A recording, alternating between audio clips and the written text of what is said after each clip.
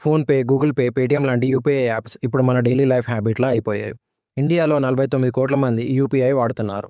అయితే అసలు ఈ యూపీఐ ఇంతలా ఫ్రీగా ఎలా ఉంది? అండ్ యూపీఐ అంటే ఏంటి? అండ్ అది ఎలా రెవెన్యూ జనరేట్ చేస్తుందో తెలుసుకుందాం. యూపీఐ అంటే unified payments interface. Bank details అవసరం లేకుండా మొబైల్ నంబర్ ఆర్ యూపీఐ ఐడీతో 24/7 ఇన్‌స్టంట్ మనీ ట్రాన్స్‌ఫర్ కోసం ఎన్‌పీసీఐ డెవలప్ చేసిన సిస్టమ్ ఇది. టెక్నాలజీని ఎన్‌పీసీఐ మెయింటైన్ చేస్తుంది. బ్యాంక్ ట్రాన్సాక్షన్స్ ప్రాసెస్ చేస్తాయి.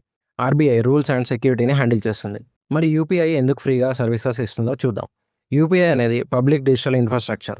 ఎలా అయితే roads, street lights government provide చేస్తుందో అలాగే ఇండియాలో డిజిటల్ పేమెంట్స్‌ని పెంచడానికి గవర్నమెంట్ దీన్ని ఫ్రీగా పెట్టింది. బ్యాంక్స్ కూడా క్యాష్ హ్యాండ్లింగ్, ఏటీఎం మెయింటెనెన్స్ లాంటివి తగ్గడం వల్ల డబ్బు సేవ్ చేస్తున్నాయి. యూపీఐ ముఖ్య ఉద్దేశ్యం ఏంటి అంటే ఇండియాని డిజిటల్ ఇండియా గోల్ వైపుగా తీసుకెళ్లడం. అయితే ఈ యూపీఐ యాప్స్ ఎలా రెవెన్యూ జనరేట్ చేస్తున్నాయో తెలుసుకుందాం. స్విగ్గీ, జొమాటో, అమెజాన్, ఫ్లిప్‌కార్ట్ లాంటి పెద్ద పెద్ద మర్చెంట్స్ ట్రాన్సాక్షన్స్ మీద కొంచెం మర్చెంట్ ఫీ ఇస్తారు. అలాగే యాప్స్‌లో ads, brand partnerships, value added services నుండి కూడా రెవెన్యూ వస్తుంది. మీలో ఎంతమంది ఈ విషయాన్ని కొత్తగా తెలుసుకున్నారో కామెంట్ చేయండి. ఇంకా ఇంట్రెస్టింగ్ అప్డేట్స్ కోసం stay tune to the story around.